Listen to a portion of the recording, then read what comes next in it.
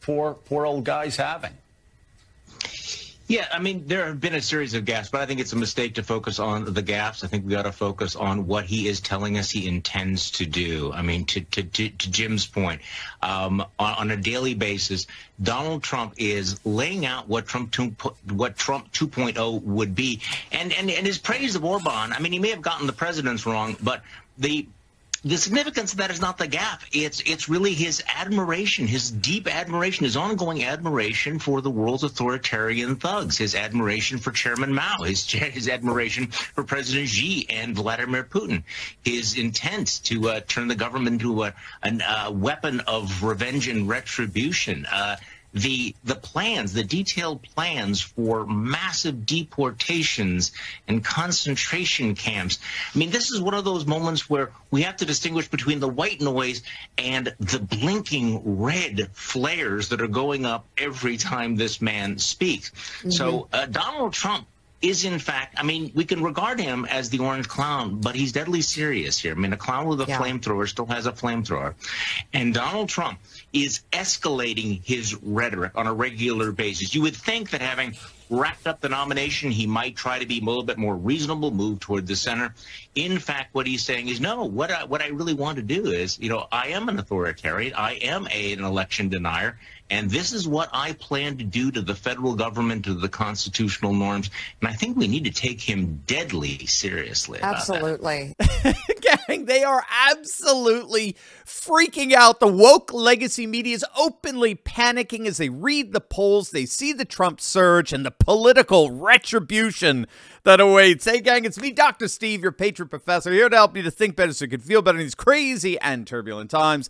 So if you haven't already done so, you know what to do. Make sure to smack that bell and subscribe button. Also, I want to prepare you for this Friday. At the end of this week, I'm sharing some really exciting news I've been working on for a long time. And if you're on my email list, you'll read about the announcement even sooner. I promise you, if you're a top fan of this channel, you don't want to miss this. You're going to absolutely love it. All right, gang. So the Washington Post published a piece over the weekend that was little more than public panic. The ultra-woke leftist disguised as journalists at the Post are recognizing two things. They're recognizing that Trump's second term would unleash hell on the D.C. establishment. It would involve nothing less than a merciless retribution against his political enemies, using the full power of the presidency to enact revenge. And secondly, it looks more and more likely that he's going to win.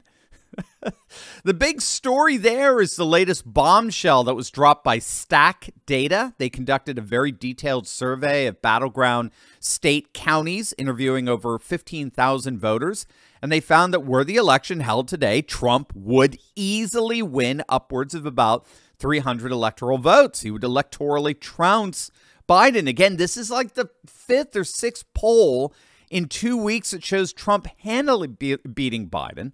And so with the Washington Post piece warning, not only does a Trump second term look more and more likely, but that term is promising to wreak revenge on his political enemies. Well, that has MSNBC leftists like Jen Circleback Psaki failing to cope with what is increasingly appearing to be inevitable.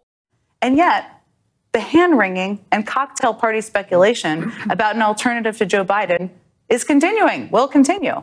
Guess what? Joe Biden isn't perfect. No candidate is, by the way. But we have to understand what the alternative is here. If elected to a second term, Donald Trump would prosecute anyone he deems an enemy, unleash troops on protesters, and essentially unravel the rule of law as we know it.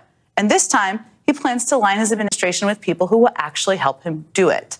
But sure, Joe Biden is 3 years older and occasionally trips over things. Look, there's a lot to be concerned about right now when it comes to a second Trump term. The speeches are getting much more disturbing and much more unhinged, and we should all hear it that way. Hey, gang, you need to click on that link below and learn how to stick it to the establishment by using their own corruption against them. You know exactly what I'm talking about. Companies like BlackRock, they've been bribing corrupt politicians like Nancy Impeachment Pelosi with insider trading secrets for decades now. They know a whole host of trading secrets that gives them an unfair advantage when picking stocks. But did you know that thanks to a little-known SEC database, guess what? We can have access to those very secrets as well. We get to see what stocks these corporate CEOs are buying up in real time, and then we get to piggyback on their trades to gain the same advantage for ourselves that Pelosi and the crooks in D.C. have. My friend Ross Givens has been tracking insider trading for years now, and his recommendations have led to investment returns of over 200%. Some of it as high as nearly 1,500%, and now it's your turn. Click on that link below right now and learn how you too can learn to trade like Pelosi. Click on that link and learn how to gain an insider advantage for yourself today. As you know, gang, it's already being leaked that Trump's second term would be utterly epic. It's being widely reported that he's planning sweeping and aggressive immigration policies, shutting down the border to stop the influx of illegal aliens coming into the United States, and most especially a massive, unprecedented deportation program for millions of illegal immigrants who cross the border. He would re-implement the so-called Muslim ban, the Muslim travel ban, which banned travel from about 7 mostly Arabic nations and the like. There's talk of terminating birthright citizenship for babies born to illegal immigrants inside the country. I mean, Trump is seeking to reverse the insanity that we've been seeing over the last 3 years, an insanity that the legacy media has been complicit with, of course, and they're already freaking out over Trump implementing what's known as the executive order Schedule F. Now, this is an executive order that President Trump signed in October 2020. It was one of his last executive orders. It got a lot of press when it was originally signed, but obviously got lost in all the chaos and the aftermath of November 3rd. What Schedule F does to the deep state is basically like what Order 66 was to Jedis for you Star Wars fans. Order 66 was a top secret order identifying all Jedi as traitors to the Galactic Republic, and therefore they had to be eliminated. Schedule F functions very much the same way. It reassigns federal bureaucrats in D.C. as Schedule F employees, which in effect strips away all their employment protection, thereby enabling the president to fire tens of thousands of deep state bureaucrats. A second-term Trump is the deep state's worst nightmare because it would end up firing tens of thousands of these ultra-left bureaucrats. By some estimates, Trump would fire upwards of about 60,000 bureaucrats. But nothing is scaring the legacy media more than reports of Trump's plans of merciless retribution against his political enemies. Among Trump's top goals are defunding the Justice Department, dismantling the FBI, breaking up Homeland Security, doing away with education and commerce. There are reports that he plans on taking complete control of agencies like the Federal Communications Commission, the FCC, which sets the rules for television and internet. I mean, he's ready to go full animal in the D.C. establishment, and he's going to employ the very people who are ready to do just that, like General Mike Flynn. When all is said and done, now you know why they're indicting him. The indictments are indicators of just how freaked out they are that a Trump second term is virtually inevitable.